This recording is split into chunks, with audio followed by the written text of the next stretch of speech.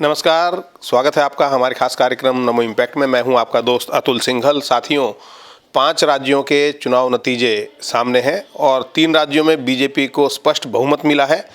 कोई भी इस बात को मानने के लिए तैयार नहीं था कि इतने अच्छे बहुमत से बीजेपी सत्ता में आएगी तीनों राज्यों में। हालांकि डॉक्टर नंदकिशोर गर्ग हमारे साथ हैं, जिन्होंने इस बात को कहा था कि तीनों राज्यों में बीजेपी की सरकार बनेगी।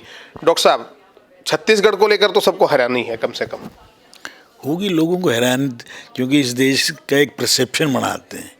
परसेप्शन क्या बनता है? जैसे मोदी अभी हट जाए, सारे वरिष्ठ पत्रकार जो लुटियन जोन में रहने वाले रोज रात को सोते हैं दारू पी के कि आज सुबह तक काम हो जाएगा। उनको बेचारों को लग रहा है हो क्या रहा है। अरे इस देश के आत्मा जो है इस देश के गांव में बसती है, और गांव में रहने वाला आदमी ईमानदार है 90-95%। वो किसी का 10 रुपये पड़े हो ना, उठाएगा नहीं, उठाएगा तो मंदिर में जाके चढ़ाएगा। सबके घरों में 5 साल से अनाज पहुंच रहा हो, पक्के मकान मिल रहे हो।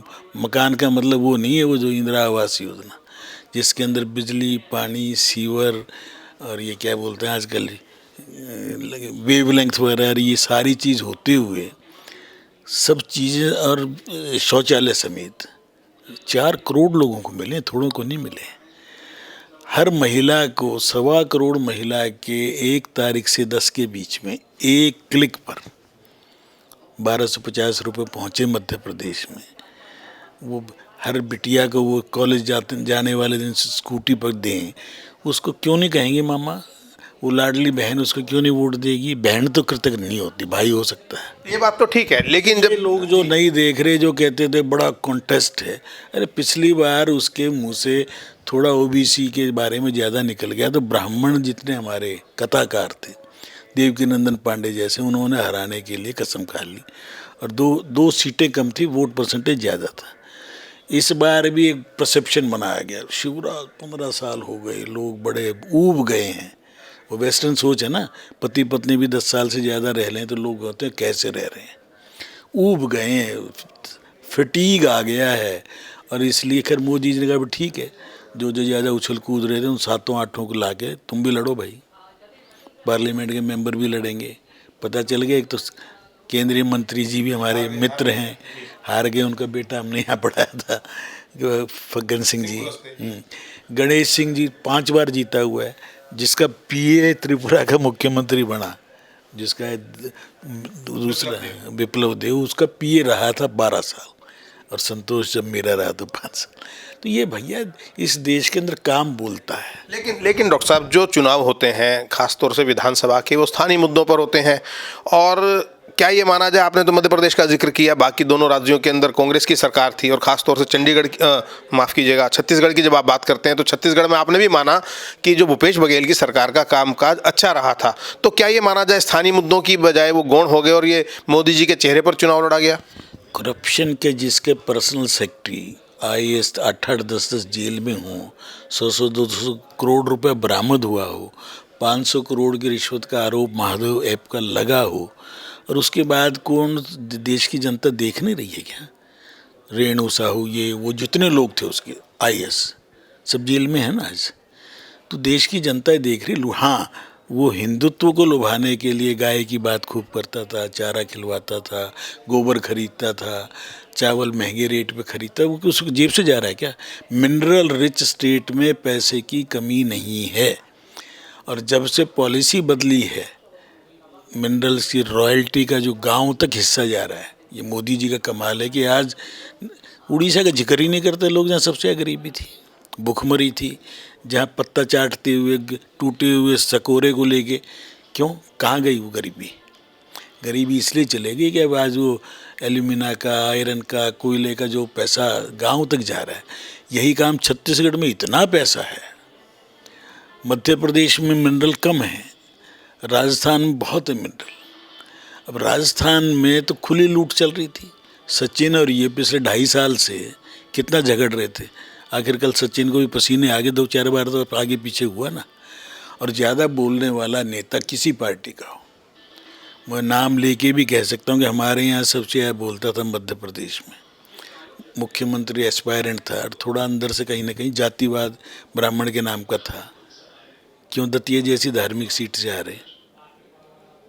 आपने मध्य प्रदेश का बार बार जिक्र किया, मैं मध्य प्रदेश का इसलिए कि मध्य प्रदेश हमारी प्रयोगशाला है संघ की। लेकिन आपने ये कहा कि परसेप्शन देने की कोशिश की गई शिवराज सिंह चौहान के खिलाफ। क्यों केंद्रीय नेतृत्व ने शिवराज सिंह चौहान के नाम पर चुनाव नहीं लड़ा या किसी भी नेता के नाम पर? अब कुछ चीज़ों के प्रश्नों के उत्तर पता होते हुए देना उचित नहीं होता।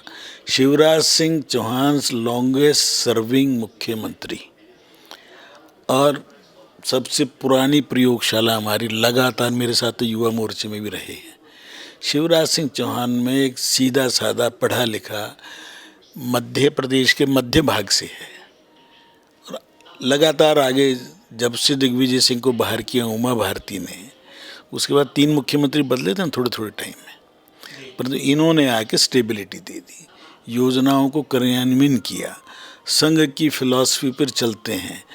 नागपुर के नज़दीक होने से और मध्य प्रदेश भी कुछ विदर्भ का पुराने का हिस्सा है, आपको देखते ग्वालियर संभाग, इंदौर में मराठी वो है असर। सबसे पहले 1952 के चुनाव में अपने दम पर 57 के चुनाव से जनसंघ जीतती रही है, जहां रामनाथ गोयनका को भी जिताया हो और जहां सीताराम गोयल जैसे व्यक्ति को चुनाव लड़ते। तो हमारी एक लेबॉरेटरी है, कुशाभाऊ ठाकुरे की तपस्या स्थली है और सुंदरलाल पटवा, सकलेचा, वहाँ जातिवाद नहीं है।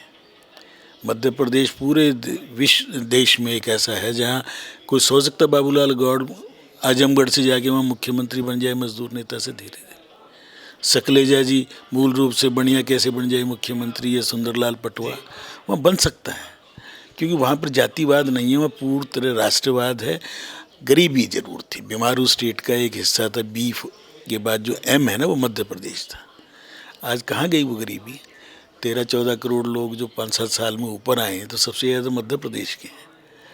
और हर आदमी को 1250 रुपये, एक विवाहित महिला को अपने आप घर पहुँच जाएं, उसको सिलेंडर 500 रुपये में मिले, उसको अनाज मोदी जी का 5 साल आगे तक का फ्री मिले, तो क्या चाहिए कि लोगों को? अब ये माना जाए डॉक्टर साहब 2024 के लिए तो बीजेपी पहले से ही आश्वस्त थी, अब आपको लगता है कि बिल्कुल रास्ता साफ है?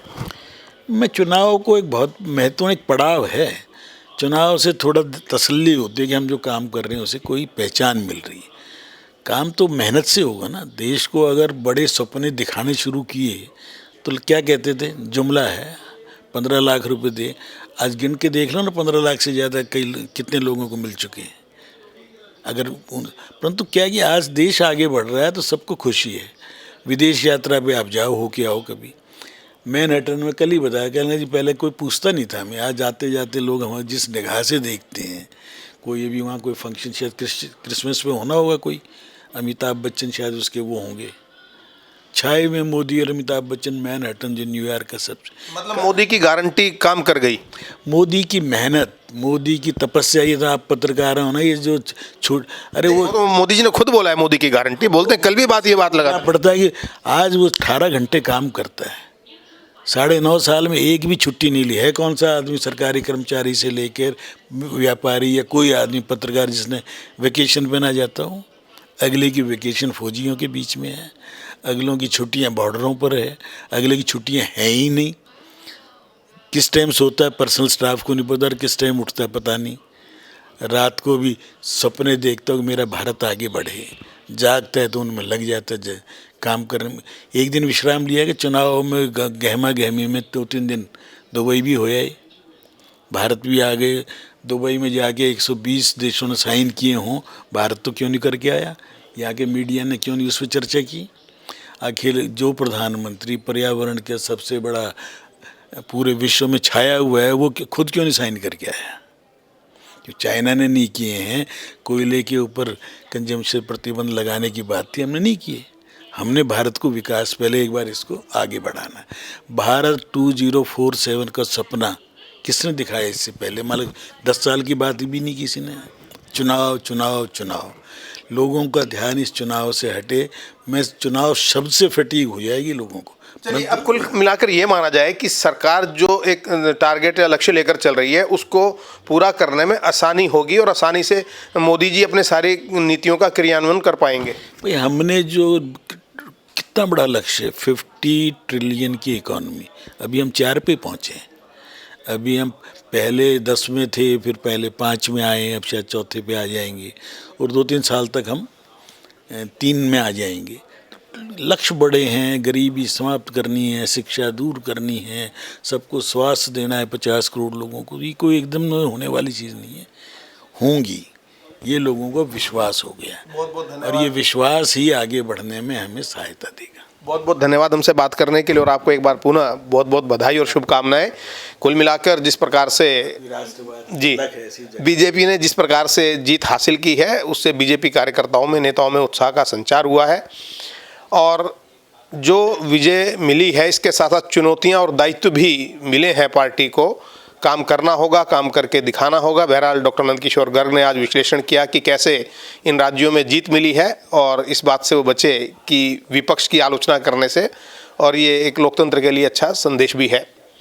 नमो इम्पैक्ट में आज इतना ही। अगले कार्यक्रम में फिर मिलेंगे। नमस्कार।